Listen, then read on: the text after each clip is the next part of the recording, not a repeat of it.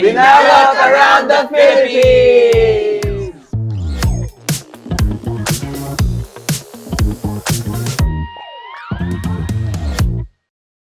We like to start these episodes with a history question and to see if our students here who all went to local Filipino schools, primary school, right?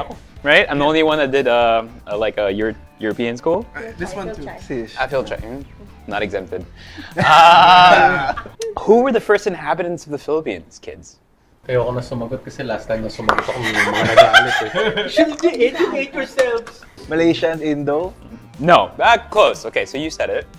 So Aitas, Negritos are kind of like the first groups apparently that were in the Philippines. And that's from you? The first remain of a Filipino man was a Tabuan man, which was a long time ago. And then after that, you had kind of like the Malay tribes, not to do with Malaysians, but the Malay tribes that came into the country, right? And so that's why you find a lot of food that's very similar in Malaysia, Indonesia, Philippines, and obviously all of us with our own kind of takes and iterations of it. Binalot, I feel, is a very Southeast Asian thing.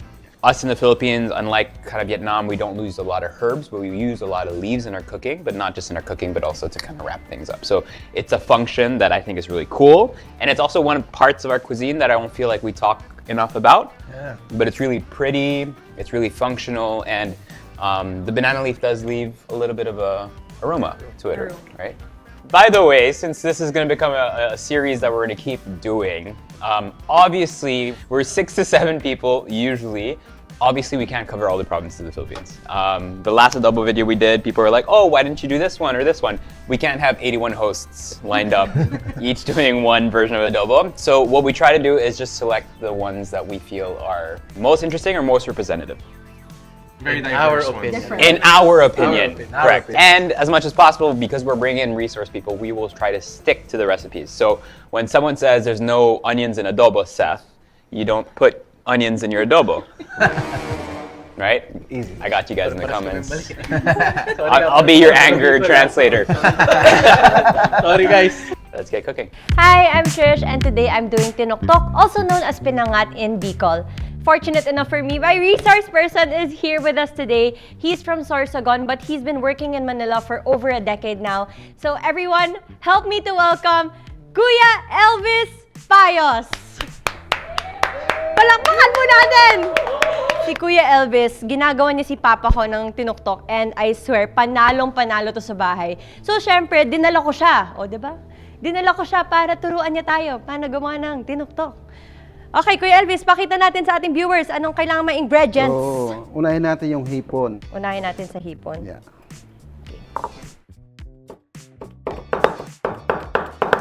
So, para siya ay pinipino mo siya para matawag natin tinuktok. Diretso lang hanggat mapino siya. Okay na? Nangawit na ako. Okay, next.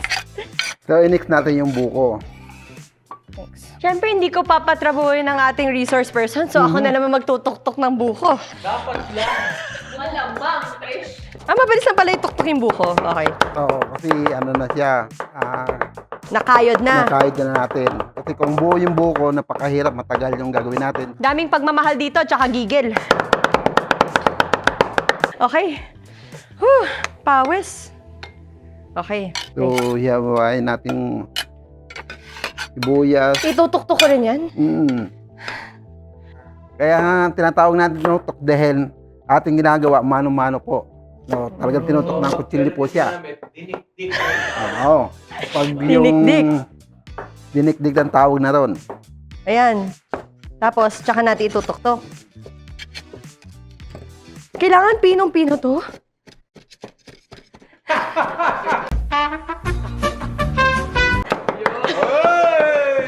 Nawalan na ako ng trabaho, guys! Pwede na to. Okay na to? Ay, ahalo ko. Okay. Siyempre, mga Bicolano doon, ba mahilig sa maanghang. Pag ikaw ba, Kuya Elvis, anong sili talaga linalagyan mo? Dali, kung ako para sa akin lang yan, alalagyan ko sa mga 10. Uy, naman 10! Totoo ba? Kasi ayun talaga pinakahiling ng Bicolano na maanghang. Kasi ayun po nagpapasap, tinuktok yung maanghang. Okay, ngayon na tinuktok na natin lahat, Kuya Elvis, ang susunod natin gagawin ay? I-mix mo na siya. I-mix na natin. Okay. So, una ang hipon. Sabi mo sa akin, di ba, Kuya Elvis, na minsan yung hipon, sinasama mo pati yung ulo. Kasi, nandun yung sarap nung hipon. Aligi. Ang tawag doon. Aligi. Okay. Bawang sibuyas, sili at luya. Asin. Then, haluin lang, no? Sa Bicol, madalas talaga na hinahain sa pistahan. Talagang hinahanap doon sa Bicol ay tinuktok. Here are 2 gabi leaves. Sabi ni Kuya Elvis, kailangan daw siya doblehin para hindi siya masira. Mga ganito? Tama ba? Masyadong marami po. Marami. Yan. Sakto, pagkatapos nito, magagawa ko na to for my dad. Tutupin natin kayo. Para lang tayo nagbabalot ng gift, ng regalo. Yay! So, meron tayo ng dahon ng tanglad. Ito po ay gagamit natin. Ito yung panali po natin sa tinuktok na hipon. There you go. Ganyan siya. Ito po, lalagyan na rin sa ilalim to ng tanglad. Okay. Para yung ano niya, hindi siya masunog. Tapos dito na natin ibubuhos yung gata. Gata.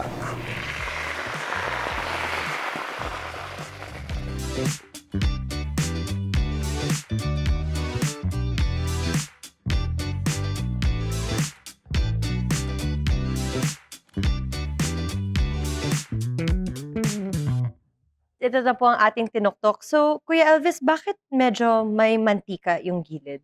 So, yung kanyang gata ay lutong-luto. So, ito ang pinakamasarap na lutong tinuktok sa gabi na hipon. Ah, ganun pala yun. So, kailangan pala magmantika. Tapos, Oo. alam mo na, okay na yung pinangat mo. Okay. So, we're just 2 people. And if the 2 of us try it, syempre bias kami, sasabihin namin masarap. So, we're gonna call our friend, Chef Martin. Here, I heard this is your favorite. Pinangat? Yes. Or Tinuktok na hipon. dahil ang tunog ay... Tok, tok, tok, tok, tok, tok, tok. So, dapat talaga magmantika siya. Alam ko na kung sino yung nagluto. So good. That's how my dad likes it. I could use a little bit more anghang, but that was really good. Very good ka, Kuya Elvis. So, anong ginawa mo today? Yun! Chef, ako nagluto nito, guys. Promise. So guys, kung gusto nyo matikman yan, lutong Bicolano, ito po ay pinakadabis na tinuktok sa hipon. So, luto ni Mantres. Oh, luto ko Hindi ako naniniwala! I will be making pastil or pater, something that has gained a lot of popularity in the last maybe year or so, and something that initially made by the Moro people, most specifically people from the Maranao and the Magindanaoans. So when we say pater, ito po ay basically rice and then with toppings, value meals, ganon. Opo. And in a very parang yung mura lang, budget-friendly price. As you know, we have a long, long history of Islam in the Philippines. They were actually here, I think, 400 years before the Spanish. This is one of the dish that, for those Moro people, is very important to them. And so it has to be made in a halal way. So when someone started making pork pastil, it kind of didn't make sense anymore because it loses that religious and cultural context, and it just becomes a binalot, which is interesting in kind of how these things work. So it is just usually kagikit is what they call kind of the filling. So it's usually chicken, fish, or beef cooked in various spices. Soy sauce is an integral part nowadays in kind of more modern iterations of the dish. Obviously came through trade. And then all of that is placed on a mix of jasmine rice and usually some sticky rice to hold it together, and it gets wrapped in a banana leaf. First thing we want to do is shred our chicken breasts. So this has been poached simply in some water with some salt. So it doesn't have to be fully cooked, just enough so that you can kind of just pull away the shreds. We're gonna chop our aromatics, very simple. We've got some white onions. This is all gonna be cooked down, so you can just go ahead and cut it however you want. For this recipe, we're also using some palapa, which is a spice mix using your sakurab, which is part of the allium family, meaning you're already gonna have a lot of that kind of bright oniony flavor coming out of that, plus some spice, some ginger that's in there, some chilies, sometimes some garlic as well. So that's already gonna carry so much flavor in this whole dish. Oil in your pan. Even though palapa is already cooked, I'm also gonna add it to my pan here just to toast it up a little. I'm gonna add quite a bit of it because I love this flavor. Another fun kind of modern way you could do this is you could use the palapa as an extra kind of paste or sauce or condiment when assembling. So you could do like your rice, your kagikit, and then your palapa on top or in between, kind of like how you would use wasabi. Like that would be another fun way of kind of layering textures. But here I'll put it all together.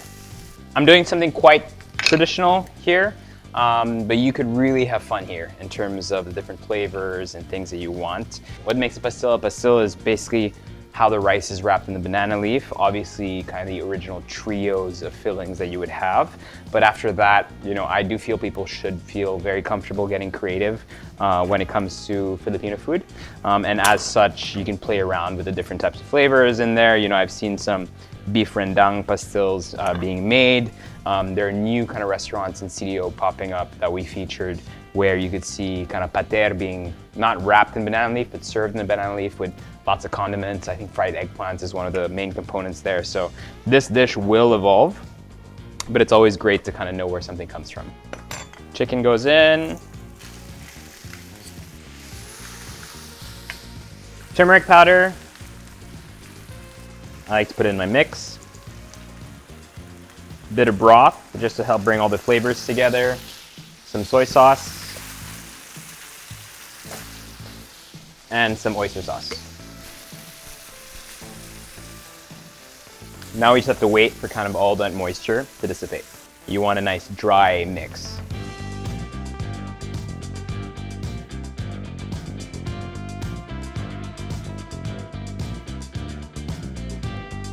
Banana leaves. So these should be obviously run through some fire to get it nice and hot like that. Then we have our rice mix. So you can use just a traditional kind of like short grain rice here, but if you want to do something different to kind of help things bind a bit more, you can use a mixture of both sticky rice and regular rice as well. So obviously when these are sold, the price difference usually is just based on the amount of protein that goes in there. You can find kind of like tomatoes sometimes on here, cucumbers, really up to you, but that's kind of like the most traditional looking pastil that you'll have.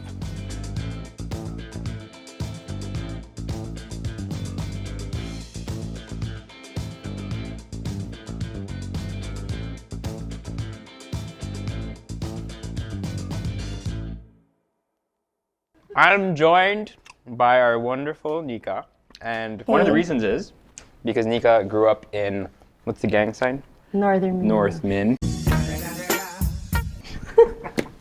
She grew up in Northern Mindanao, specifically from Ozamis City. So you get a lot of Moro culture, Yes. Moro food and stuff like that. So you grew up actually eating pastil. Yep.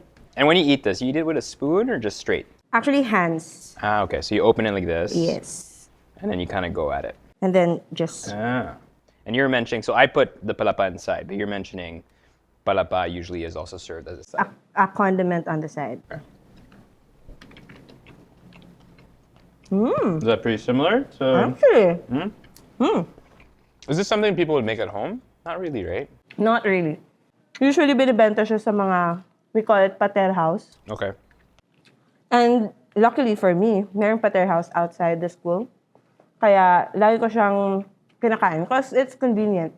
Yeah, okay. It's affordable also. Nasa 15 pesos na siya before. Per piece. Per Yeah. piece. Were you shocked that there was no pastil? Actually, yeah. Right? Like I feel like some province, especially you grow up there, you're like, oh, this is a regular everyday thing.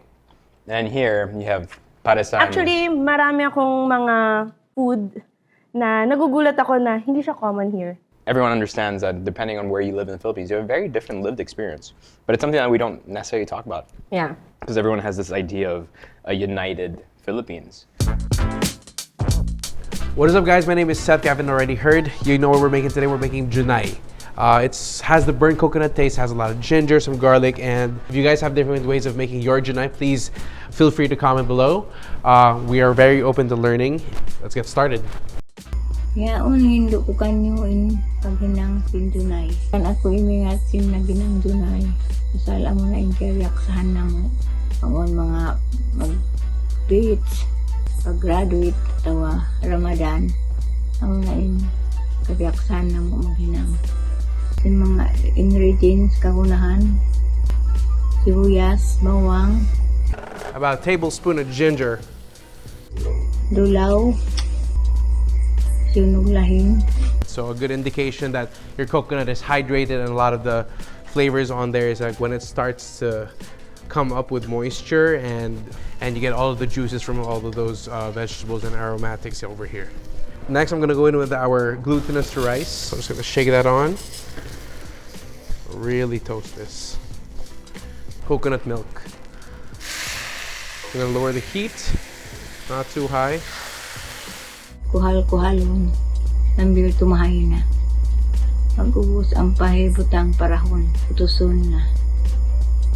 You don't want to get the milk too toasty because you already have burnt coconut on there. So it's just going to be a layer on layer on layer. You want to make sure that you're really stirring. This is also where you can start seasoning. I have here some banana leaves. I'll make about 6. I'm just going to layer it on here. It's nice and sticky. So here, I'm going to wrap this. Go for another. Seal it tight. I want to fold it on itself. Steam this for about 10 to 15 minutes, depending on how much rice you put inside. Once those banana leaves have fully discolored, you know that it has already imparted and done its job to the dish.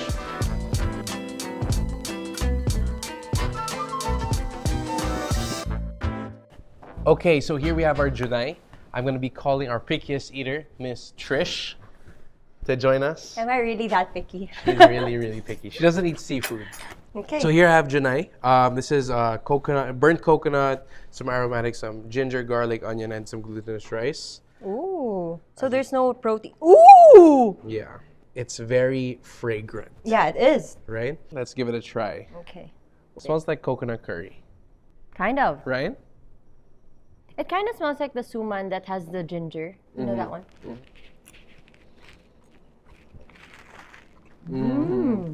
I can also imagine pairing it with like a protein, Yeah. like a saucy meat. And I really like the flavor that the burnt coconut really gives it.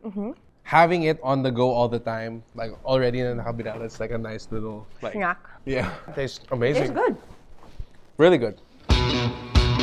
Next up, we're gonna cook Sinaing na Tulingan from Batangas. Alright, first up, Tulingan, syempre naman. We actually got this recipe from Tatay Victor from Batangas. Sisyo. Kaya kang nara. Dahil tapos lalagyan mo ng kalamyas. So we're gonna cut across the body like this. Both sides. Tapos pipigay natin. Like so. Banana leaf. Dried kamyas. So the reason why we're flattening it, para mas marami tayong ma-fit sa palayok natin. And the reason why we're wrapping it like this, it is to avoid na mag-fall apart yung head and body natin. So with Tatay Victor's recipe, he uses oil. Yan. But traditionally din, mas marami talagang gumagamit ng pork fat to further flavor the Sinaing na Tulingan. If you like it on the healthier side, you can choose to disregard the pork. But if you like to do it the more traditional way, you can always use pork as it gives a lot of flavor din sa ating dish. I'm gonna layer our fish. Press down if you need to. Timpla na ho ng suka. Ano, suka. Ulit.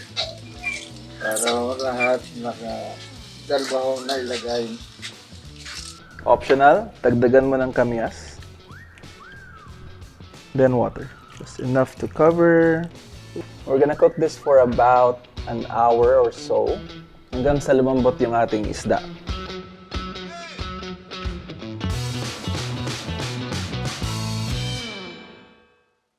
Okay, for today's taste tester, tawagin natin ang ating resident mustard! Resident Batanggenyo. Hey, fun fact, my dad once ran a port in Mabini, Batangas. Shout out na people from Mabini, what's up? Eh. And so I did spend a lot of my childhood in Mabini, Batangas, not eating this dish. Okay. Go. So this has been cooking for how long? For an hour. Ooh. This is insane. That's tasty. It is actually really tasty. You get a lot of the vinegar, but not in your face.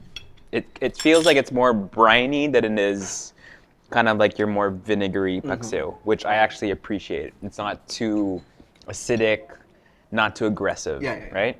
Actually, this is really tasty. Thanks, Sam. Good job. Who's next? Alright, game, mga kaibigan ko. Itong Bringhe is one dish na unique kasi yun nga, originally Kapampangan dish siya. Usually, siniserve do kapag special occasion, Christmas, fiesta, or may mga special na bisita.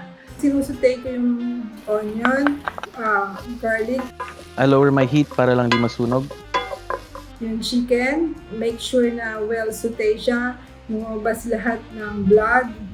Yung iba rin pala, they also put chicken liver. Ano yan, pag special talaga siya. So add natin yung malagkit. So ito, para lang mas pantay yung luto niya, mas mabilis, I soaked it in clean water mga 30 minutes before we started. Susutay yung nahugasan na malagkit. So yung malagkit na yun, ihalu-haluin mo rin, papatisan mo siya, use luyang dilaw. And now, very convenient kasi meron ng turmeric powder. Yun na yung ginagamit.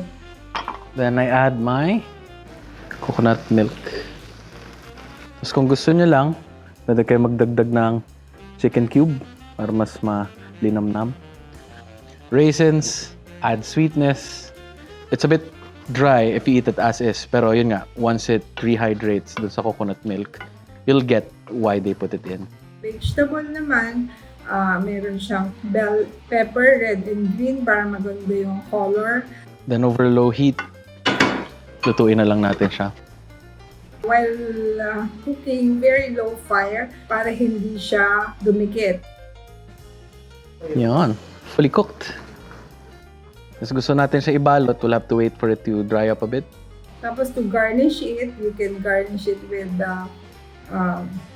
yung raisin and also hard-boiled egg or quail egg para maganda yung presentation. Pwede mo siyang lutuin pala sa kawa. Pag yung kawa, dahil may tendency siyang dumikit, nilalagyan ng dahon ng saging para hindi dumikit.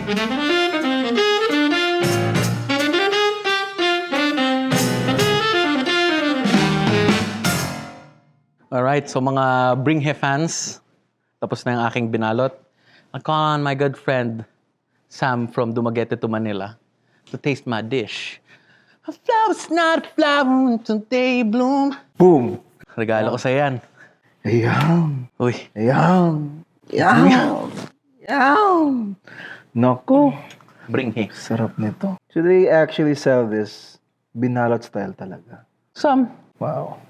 Cheers. Again. Wow. Sarap. Done. That's good. Di ba talaga kapag malagkit yung gamit? Yeah. Actually holds parang everything. medyo creamy siya. It holds everything together. Yeah. I like it. Yeah. Even with that, You like liver? Yeah, so much, man. Even if may gout ako. Lol. Wait till you're 30. So today, I'm gonna be making tupig, a kakanin from Ilocos, pero nakikita din to sa Pangasinan at Tarlac. So yung recipe na to na gagawin ko today is actually from Tita Bing Alonso. Tupig is a native delicacy which we call kankanen here in the Ilocos region. Tupig, when it was not yet sold commercially, it was a native delicacy that was prepared only during the Christmas holidays. First off, we're just gonna mix our dry ingredients. 2 cups of glutinous rice flour, 1/2 cup sugar, you may either use white or brown, 1/4 teaspoon salt, 1/4 teaspoon baking powder. Now that our dry ingredients is well combined, we are going to gradually add our coconut milk. So, gradually lang hanggang sa makabuo tayo ng dough. So, as you can see, dinahan-dahan ko yung ating coconut milk kasi minsan, you need to just adjust your recipe hanggang sa makuha mo yung desired na consistency. So, nakabuo na tayo ng dough. To this, we're gonna add our buko or young coconut meat. So, actually, Tita Bing told me na yung coconut meat is optional lang talaga siya. So, you can omit the buko kasi ito daw kasi yung mas nagpapabilis sa kanya na mapanis. Now, it's time to assemble. Spread a thin layer of butter or margarine on the banana leaf. Divide the dough into small portions. Then wrap each portion, folding the leaves to form a square or rectangular shape. Pwede mo siyang hindi na-seal, pero ako mas prefer ko siyang isi-seal sa bottom. Grill over medium heat. If using a griller with charcoal, put a flat iron sheet to spread the tupig. Do not grill directly. Cook the tupig for 5 to 7 minutes on each side or until they're golden brown and crispy.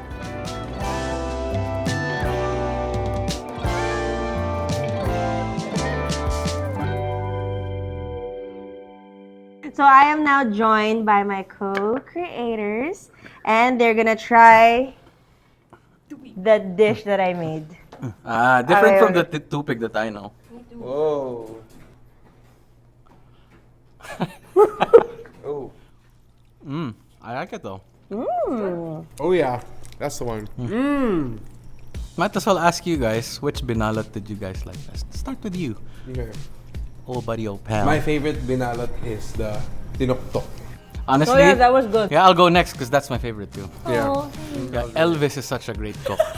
We love Kuya Elvis. Actually, yeah, but this goes. This is probably my second. Because this type of tupig, super cool. Meron pa rin siya nung hila tsaka kagat. Yeah. And you get that nice gata That's flavor. just the only sweet one we did today. Yeah, that's true. Oh yeah. Yeah. How about you? What I did you like like? the Junay a lot. Perfect. Our pastry Ah, I actually like the pastil. yung gawa ni boss. Yeah. Manghang ah. Pretty good. Napunta ako sa college days ko when I tried it. It was so much fun. I hope you guys had fun too. If you guys have any idea or suggestions of what we should do next. Comment down below. Yeah, that was fun. Hello. 6 Ways Pizza. Around the Philippines.